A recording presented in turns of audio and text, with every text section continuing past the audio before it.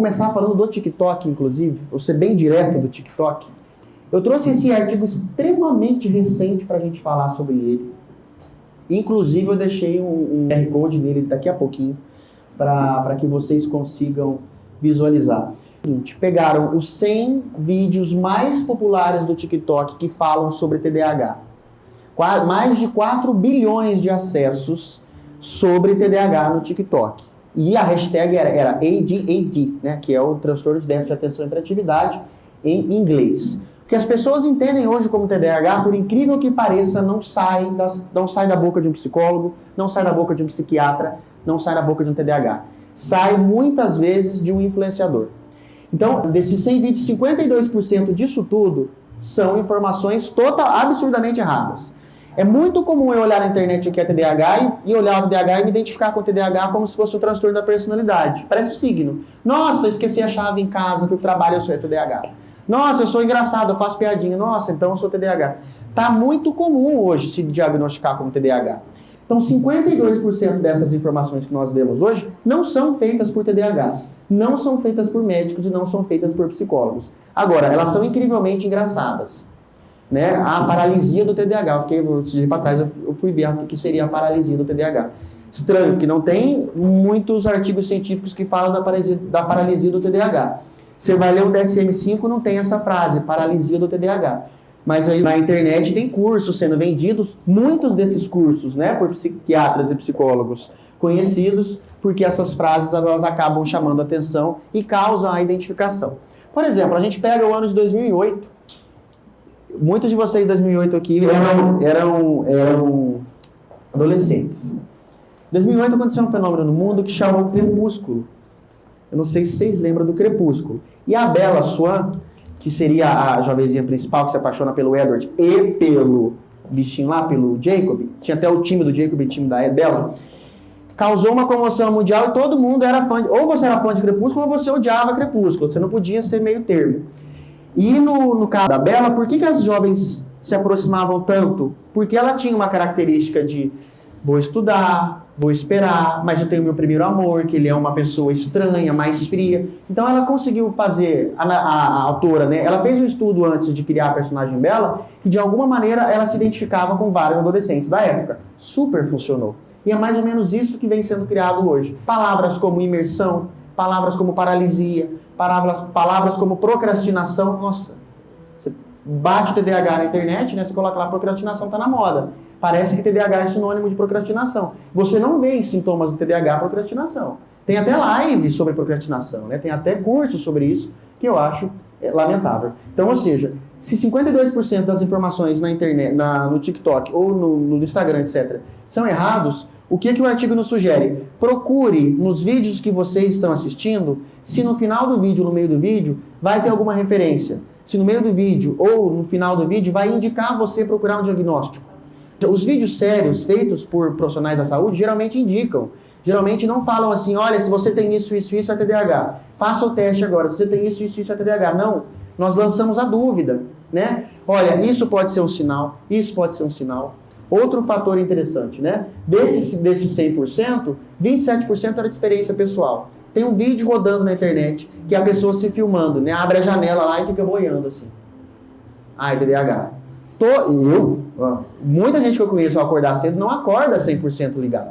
É comum você acordar desanimado, é comum você acordar lento. É comum você chegar na cozinha, o que eu vim fazer na cozinha? Gente, isso é comum. Ser desatento, ainda mais numa atualidade, é comum. O que não é comum, sofrer por desatenção. O que não é comum, ir fazer uma matrícula de mestrado e esquecer os documentos, como aconteceu comigo, chegar em casa, pegar os documentos, voltar para a matrícula do mestrado e esquecer os documentos de novo. E ter que voltar pela segunda vez, voltar. Tem uma história para contar, Luísa? Peraí que a minha filha tem uma história para contar. E ela é prioridade. Tem microfone? Luísa, cuidado, você vai explanar teu pai. Vai. Se apresente. Tá. Meu nome é Luísa, tenho 7 anos. Um dia, eu e meu pai, a gente saiu, a gente estava em Minas Gerais. Aí, meu pai tinha esquecido a chave Aí quando a gente chegou na casa da minha avó, não tinha chave. Aí ele queria pular um muro. Mas, voltando. Desses 27% que são experiências comuns, muitas dessas experiências não são por pessoas que têm TDAH, mas são pessoas que percebem que essa palavra vende, que esse transtorno vem vendendo, né? E 21% somos Pedro, Melissa, Letícia, Felipe, Ana Paula, Marlan, pessoas que são Brenda, Catrine, pessoas que são da área da saúde mental para falar sobre isso. Por que eu comecei falando do que não é TDAH, né? Para alertar isso. Porque é muito comum você ver 3 temas hoje na internet, nas redes sociais. TDAH, ansiedade e depressão. Nós temos 307 transtornos mentais catalogados até hoje. Ah, é muito?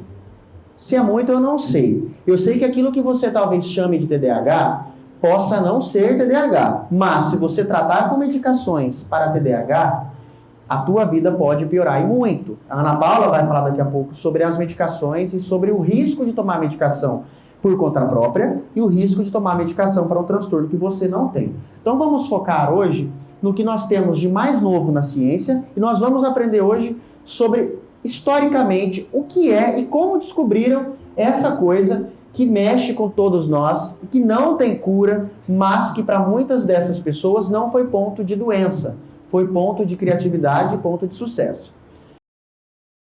Então, a primeira vez que aparece, né, voltando agora, né, vamos saber o que é o TDAH. A primeira vez que aparece é num livro chamado Der Philosophische Arzt, a filosofia médica. Ele percebe que o TDAH são pessoas que de alguma maneira não param, estão sempre movendo.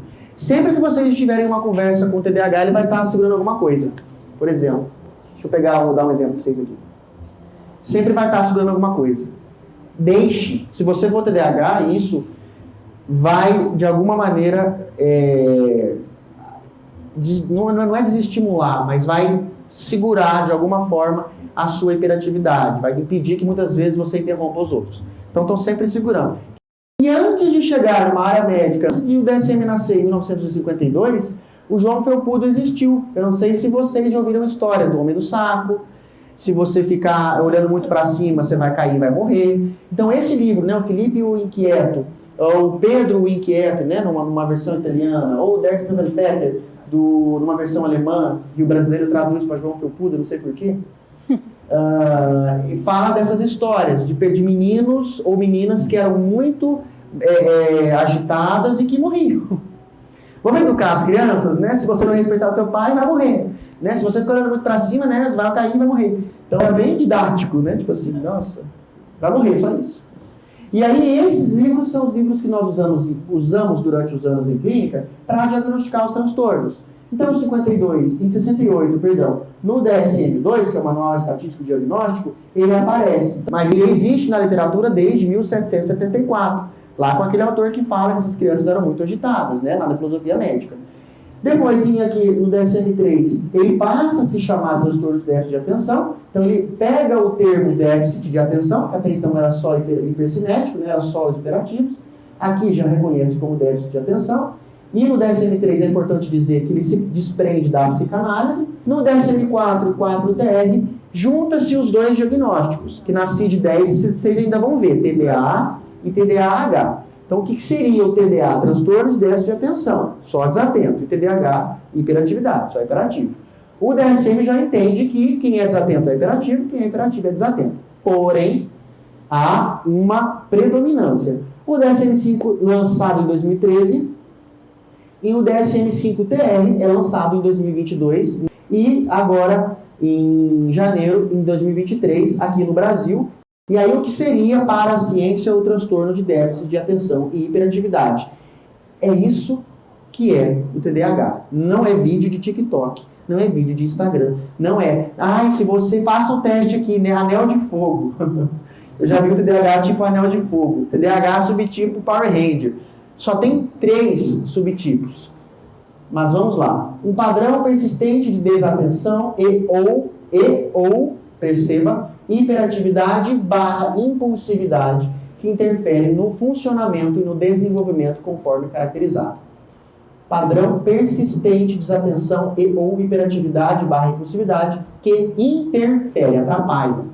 Transtorno mental, conforme a página 20 do DSM, é o sofrimento clínico e prejuízo em diversas áreas. Então, essa desatenção e essa hiperatividade me atrapalha profissionalmente, pessoalmente, socialmente, no sono, atrapalha em diversas áreas do desenvolvimento. E aí eu tenho a desatenção como critério obrigatório e eu tenho a hiperatividade / impulsividade como critério obrigatório. E eu tenho 3 subtipos. Os predominantemente desatentos, que eles também são hiperativos, mas eles são muito mais desatentos que hiperativos. São aqueles TDAHs que às vezes você fala com ele e eles... Hã? É muito comum. Você fala, hã? Parece que eles têm uma certa dificuldade de pegar no momento. Que é o teu subtipo, né? Já eu vou pegar o subtipo desatento para vocês conversar.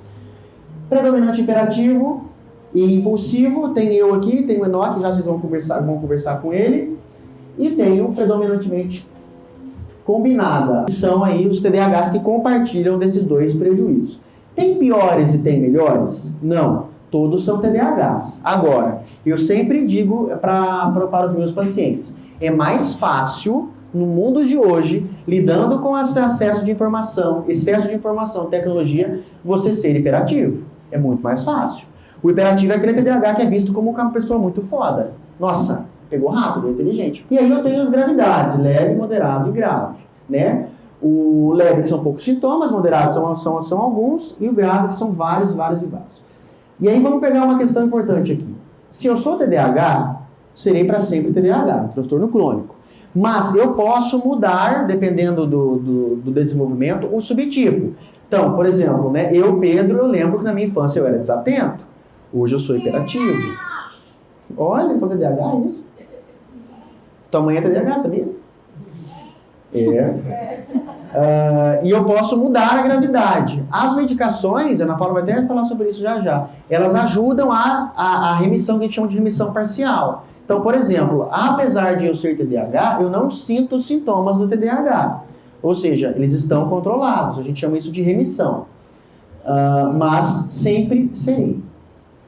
Nesse estudo aqui, a gente percebe exatamente aquilo que eu disse, o atraso da maturação cortical. Então, o cérebro ele demora mais para maturar. Se nos outros cérebros de pessoas que não são TDAHs, nessas áreas, né, sobretudo do córtex pré-frontal, aqui nessa região mais lateral, a gente tem é como se fosse mais lento para maturar. Não é que o TDAH seja mais lento, mas a maturação demora mais em algumas áreas de tomada de decisão, algumas áreas obviamente, de atenção, e algumas áreas daquilo que a gente chama de áreas do prazer.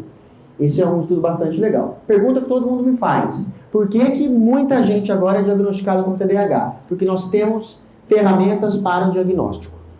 Eu nunca confio no autodiagnóstico. Eu vi no meu signo, sou peixes, então sou TDAH, né? Não. A gente confia no diagnóstico quando ele é feito por profissionais que se interessam pelo diagnóstico. Médico psiquiatra e psicólogo. Até 2017 a gente tinha mais ou menos 7% das crianças no mundo com TDAH. No estudo mais recente do DSM-5-TR, que lançou ano passado, são mais ou menos de 10 a 12%. É muita gente. Então, 10% da população mundial é muita gente. Na cidade de São Paulo, na próxima, são quase, até pequeno, né? Mas são quase 7%. Então, o Brasil é um país bastante ansioso, bastante... O Brasil também, né? Fazer o quê? São bastante. E aí...